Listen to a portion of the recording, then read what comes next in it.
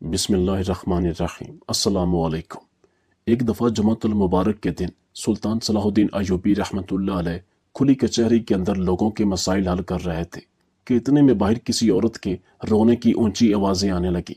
जब सुल्तान सलाहुद्दीन अय्यूबी रहमतुल्लाह अलैह के कानों तक उस औरत की आवाज़ पहुंची तो सुल्तान ने बाहर की तरफ देखा तो खुली कचहरी के अंदर सन्नाटा छा गया और तमाम लोगों का रुख दरवाजे की तरफ हो गया। सुल्तान ने हुक्म दिया कि अभी जाकर बाहर देखो कौन औरत है और इसके साथ आखिर क्या ज्यादती हुई। इस औरत की आवाज़ इतनी दर्द वाली थी कि सुल्तान सलाहुद्दीन अय्यूबी रहमतुल्लाह अलैह बहुत परेशान हो गए। इस औरत को सुल्तान के सामने हाजिर किया गया। जैसे ही इस औरत को सुल्तान के सामने हाजिर किया गया तो इस औरत के सारे कपड़े फटे हुए थे, हत्ता कि इसका आधा जिस्म दिखाई दे रहा था।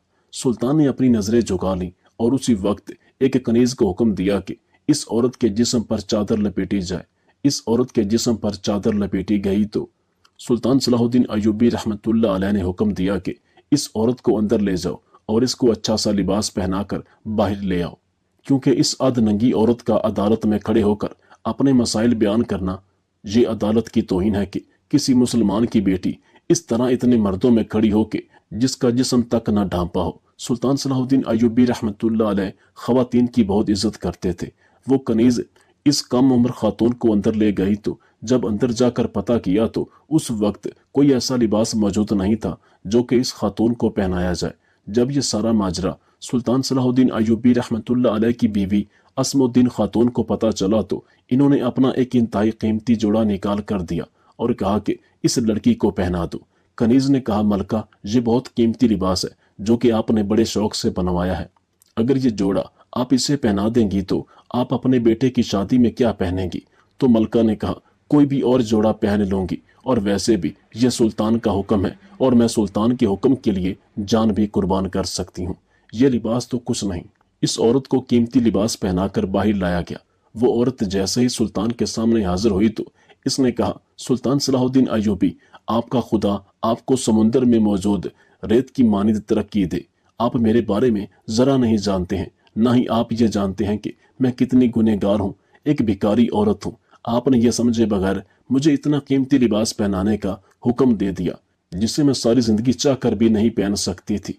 इस तरह का ज़िर्फ किसी भी शख्स का मैंने जिंदगी में पहली बार देखा है, और खासकर आपकी बीवी का बहुत बड़ा दिल है जिन्होंने अपना इंतहाई कीमती सूट मुझे गरीब के जिस्म पर निछावर कर दिया।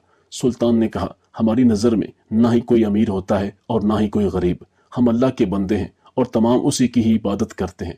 ये सुनकर वो औरत चीखने चिल्लाने लगी। इसकी दर्द से भरी आवाज़ सुनकर सुल्तान सलाहुद्दीन अय्यूबी रहमतुल्लाह अलैह ने कहा, ए खातून, बताओ तुम्हारे साथ क्या ज्यादती हुई? इसने कहा, सुल्तान, मेरे एक सवाल का जवाब मिल सकता है क्या? सोच कर बताइए, आप मेरे एक सवाल का जवाब दे सकते हैं क्या? ये सुनकर सुल्तान ने कहा, बताओ क्या हुआ? खातून ने दर्द भरे लहजे में कहा, सुल्तान मुआज़्ज़म, मैं बहुत बड़ी गुनाहगार हूँ। मैं एक बदकार औरत और हत्ता के 5 आदमियों की कातिल भी हूँ। क्या मेरी बख्शिश हो सकती है? ये सुनकर सुल्तान खुद और दरबार में मौजूद तमाम लोग चौंक गए कि कातिल और बदकार औरत सुल्तान के सामने आने की जुर्रत कैसे कर सकती है। सुल्तान ने इस औरत को कहा, ये तुम क्या कह रही हो? तो इस औरत ने कहा, सुल्तान मुआज़्ज़म, बेशक मैं बदकार तो जरूर थी लेकिन कातिल कभी नहीं थी, लेकिन अपनी जान बचाने की खातिर मुझे कत्ल करना पड़ा। यह सुनकर सुल्तान सलाहुद्दीन अय्यूबी रहमतुल्लाह अलैह ने कहा, तुम अपनी बात तफसील से बताओ। इसने कहा, सुल्तान मुआज़्ज़म, मेरी शादी एक मजदूर से हुई थी तो अल्लाह ताला ने हमें एक बेटा दिया। मेरा बेटा जब 2 साल का हुआ तो मेरा शौहर किसी हादसे में जख्मी हो गया और हत्ता कि इतना जख्मी हुआ कि अब वो कमाने के काबिल नहीं बचा। लिहाजा जब मैंने अपने शौहर और अपने बच्चे को बिलखता देखा तो मुझसे रहा ना गया और मैं भीख मांगने के लिए बाहर निकल पड़ी। लेकिन मैं जिसके पास भीख मांगने के लिए जाती, भीख देने के मुतालबे में वो मुझसे मेरे जिस्म का तकाजा करते। मुझे अल्लाह ताला ने बेइंतहा हुस्न से नवाजा है। लिहाजा चंद दिन भूख सहने के बाद मुझे पता चल गया कि अगर इस दुनिया में जिंदा रहना है तो अपने जिस्म को बेचना पड़ेगा, और इसके बाद मैंने अपने जिस्म को बेचना शुरू कर दिया। कभी मैं किसी ताजर के पास अपने जिस्म को बेचती तो कभी किसी काजी के पास तो कभी किसी जिम्मेदार के पास, हत्ता कि मुझे जो शख्स भी दिनार देने की हैसियत रखता मैं उसके साथ रात गुजारती। सुल्तान मुआज़्ज़म, एक दिन मुझे एक वडेरे की तरफ से पैगाम मिला। इसने मुझे अपने डेरे पर बुलाया और कहा कि फलां डेरे पर आ जाओ, तुम्हें मेरे साथ एक रात गुजारने के बदले में 1000 दिनार और 100 सोने के सिक्के दिए जाएंगे। लिहाजा तुम एक रात के लिए मेरे साथ 100 सोने के सिक्कों के लिए तैयार हो जाओ।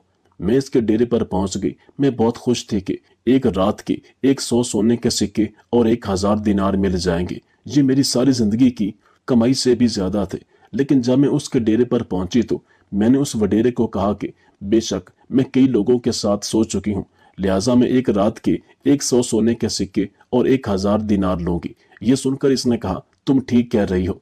वो वडेरा मुझे एक बड़ी सी हवेली के अंदर ले गया। इस हवेली के अंदर जब ले गया, मैं जैसे ही अंदर दाखिल हुई तो बाकी और 5 आदमी शराब में धुत बैठे हुए थे। मैंने वडेरे से कहा, ये कौन है? तो इसने कहा, ये सब मेरे दोस्त हैं, इनकी मैंने दावत की है और इसीलिए तो मैंने तुम्हें बुलाया है। इस एक रात में आपने इन तमाम लोगों को अपने जिस्म से लुत्फ अंदोज करवाना है। मैंने इस वडेरे को कहा, तुम्हारा और मेरा मुतालबा सिर्फ एक तुम्हारे साथ हुआ था। इन 5 आदमियों के सामने मैं अपना जिस्म नहीं फैला सकती। इस वडेरे ने कहा, 100 की जगह मैं तुझे 500 सोने के सिक्के दूंगा। तुम्हें बस इन सब को खुश करना पड़ेगा। मैंने वडेरे की बात मानने से इनकार कर दिया। मैंने इसकी बात का इनकार किया तो मुझे पता चल गया कि अब या तो मुझे अपना जिस्म इनके हवाले करना पड़ेगा या फिर मेरी जान जाएगी।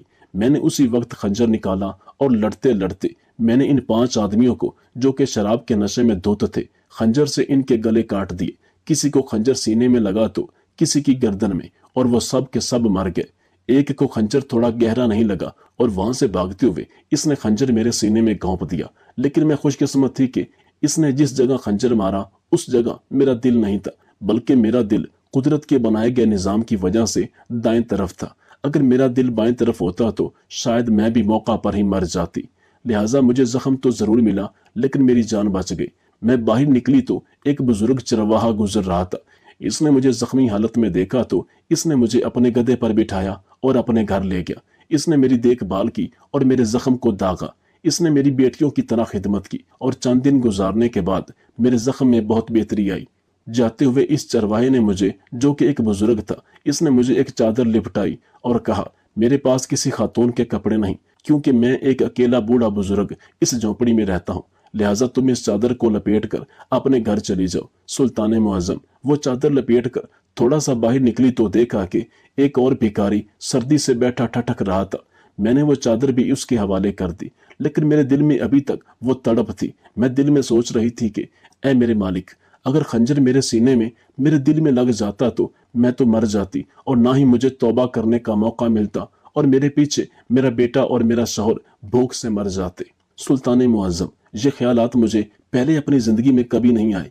न जाने क्यों इस वाकया के बाद मेरा दिल बड़ा बदल गया था। मैं दिल ही दिल में अल्लाह का शुक्रिया अदा कर रही थी और तौबा कर चुकी थी। लेकिन मेरे दिल में एक सवाल था कि क्या इतने बड़े गुनाहगार को अल्लाह ताला मुआफ कैसे कर सकता है। और इसी सवाल के लिए मैं यहाँ से गुजरी तो मुझे पता चला कि सुल्तान सलाहुद्दीन अय्यूबी मुसलमानों की इस सल्तनत के सरदार खुली कचहरी के अंदर मौजूद हैं और मैं दौड़ती हुई आपके पास आ गई। सुल्तान मुअज्जम, क्या आप बता सकते हैं मुझे मुआफ़ी मिल सकती है? क्या मैं इन गुनाहों की तौबा कर सकती हूँ? ये सुनकर सुल्तान सलाहुद्दीन अय्यूबी रहमतुल्लाह अलैह मुस्कुराने लगे। सुल्तान की मुस्कुराहट को देखकर दरबार में बैठे तमाम लोग हैरान हो गए और ये औरत भी बहुत ज्यादा परेशान हो गई कि मैंने ऐसी क्या बात कर दी कि सुल्तान ने मुस्कुराना शुरू कर दिया। अचानक तमाम लोगों और इस औरत को मुखातिब करके सुल्तान ने कहा, ए खातून, मैं तुम्हें एक छोटा सा वाकया सुनाता हूँ। इस वाकये को सुनने के बाद मुझे यकीन है कि तुम्हें मेरी बात की समझ आ जाएगी और तुम्हारे अलावा भी इस दरबार में जिस शख्स के दिल और जहन में यह खलश है कि वो बख्शा जाएगा कि नहीं, मैंने फलां गुनाह किया, मुझसे फलां गुनाह सरजद हो गया, वो इस वाकया को ध्यान से सुनने के बाद खुद ही समझ जाएगा कि वो बख्शा जा सकता है या नहीं, अल्लाह इसे मुआफ करेगा या नहीं, इसकी दुनिया और आखिरत कैसी हो सकती है। इस वाकया को बगौर समझने के बाद आप अंदाजा कर सकेंगे और मुझे उम्मीद है कि हर शख्स के ज़मीर की आवाज़ वो महसूस कर सकेगा। तमाम लोग सुल्तान सलाहुद्दीन अय्यूबी की तरफ देख रहे थे। सुल्तान सलाहुद्दीन अय्यूबी ने कहा, ये आज से तकरीबन कोई 20-25 साल पहले की बात है। उस वक्त मैं एक मदरसे में तालीम हासिल कर रहा था। उसी शहर में एक औरत जो कि बहुत ही खूबसूरत और हसीन और जमील थी, उस औरत को अल्लाह ताला ने बहुत हुस्न से नवाजा था। हिरन जैसी आंखों वाली लड़की उस पूरे शहर में और नहीं थी। और इत्फाक की बात है कि वो औरत भी गुर्बत से तंग आकर उसने भी अपने जिस्म को बेचना शुरू कर दिया। लेकिन उसका कारोबार इतना सस्ता नहीं था। वो अपना जिस्म बड़े बड़े वजीरों, बड़े बड़े काजियों और हत्ता के बड़े बड़े ताजरों के पास बेचती थी। इसके हुस्न की शोहरत न सिर्फ मिस्र और फलस्तीन में फैली, बल्कि वो लड़की अपने हुस्न की वजह से पूरे अरब में मशहूर हो गई। उसके हुस्न के चर्चे सुनकर एक दफा इसको एक शहजादे का खत मिला, जिसमें उसने लिखा कि फलां दिन हज के लिए एक काफिला रवाना होने वाला है। अगर तुम इस काफिले के साथ मेरे पास आ जाओ तो मैं तुम्हें इतनी दौलत से नवाजूंगा कि तुम्हें सारी जिंदगी किसी और के साथ सोने की जरूरत नहीं पड़ेगी। इस औरत के दिल में लालच आ गया और इसने सोचा कि अगर एक रात की इतनी दौलत मिलेगी कि मेरा हर ख्वाब पूरा हो जाएगा तो ये सौदा घाटे का नहीं। इस औरत ने तैयारियां शुरू कर दी। काफिले के अंदर एक दो ताजर भी मौजूद थे, लेकिन इन्होंने भी तिजारत करने के बाद ही इस हज के लिए जाना था। इतने बड़े काफिले में सिर्फ एक ही लड़की थी जो कि उस शहजादे के पास फाशियत का काम करने जा रही थी। तमाम लोग रास्ते में अल्लाहुम्मा लब्बैक कहते हुए खुशी खुशी के साथ जा रहे थे। कोई कह रहा था कि मैं जाकर अपने अल्लाह से अपने सारे गुनाहों की मुआफी मांगूंगा, तो कोई कह रहा था मैं अपनी बेटी के लिए उसके अच्छे नसीब की दुआ करने जा रहा हूँ। तो किसी के मुंह से सिर्फ ये अल्फाज निकल रहे थे कि या अल्लाह मेरे गुनाहों को बख्श दे, मैं नादिम हूँ, मैं शर्मिंदा हूँ, मुझे मुआफ कर दे, मेरी आखिरत को संवार दे। सारे रास्ते में इस काफिले के अंदर बस इसी औरत की बातें हो रही थी जो कि इसके दिल पर लगती रहीं। एक तरफ वो सोचती कि मैं किस मकसद के लिए जा रही हूँ और दूसरी तरफ ये लोग किस मकसद के लिए जा रहे हैं। इनकी बातें इस औरत को बहुत ज्यादा मुतासर कर रही थी। इस खत में उस शहजादे ने यह लिखा कि फलां मकाम पर मेरे शाह सवार मौजूद होंगे, वो तुम्हें इस काफिले से लेकर सीधा एक हवेली में ले जाएंगे। मैं उस हवेली के अंदर एक दिन के अंदर पहुंच जाऊंगा और इस हवेली के अंदर ही हम अपनी रात रंगीन करेंगे और लुत्फ उठाएंगे। काफिला रवाना हो गया। चंद दिनों के बाद काफिला उसी जगह से गुजरा तो वहां कीमती लिबास में मलबूस 8 घोड़ों पर शाह सवार मौजूद थे। इन्होंने लड़की को पहचान लिया और इस लड़की को काफिले के साथ अपने घोड़े पर सवार करके उस हवेली के अंदर ले गए।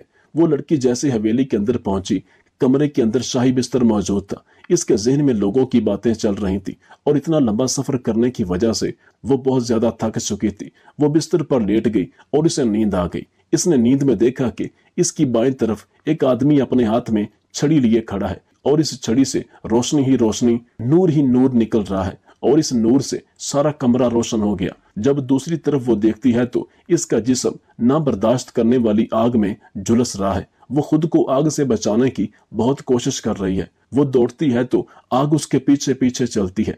अचानक वो एक गहरी खाई में जा गिरती है जहां बड़े बड़े सांप, बिच्छू वगैरह उसे नजर आते हैं। तो वो चीखना चिल्लाना शुरू कर देती है। अचानक इसी दहशत के साथ अपने सारे जिस्म पर पसीने को महसूस करती हुई इसकी आंख खुल गई। वो बहुत परेशान हो गई और इसकी दिल की धड़कन तेज हो गई और इसने उसी वक्त अपना कीमती सामान अपने साथ लिया और बाहर निकली तो देखा कि एक हवेली के पास एक ऊंट वाला खड़ा था जो कि एक जगह से दूसरी जगह ले जाने के लिए चंद सोने के सिक्के लेता है। इस औरत ने इसको कहा कि तुम मुझे मक्का मुकरमा पहुंचा दो, मैं तुम्हें मुंह मांगी कीमत दूंगी। मक्का मुकरमा हवेली से 40 मील के फासले पर था। इस ऊंट वाले ने कहा अगर तुम्हें मक्का मुकरमा पहुंचना है तो मैं 2 घोड़े लेकर आता हूँ, घोड़े पर हम जल्दी पहुंच जाएंगे। वो चंद ही लम्हों के बाद 2 घोड़े लेकर पहुंच गया। वो औरत घोड़े पर सवार हुई और सीधा मक्का मुकरमा जाकर पहुंच गई।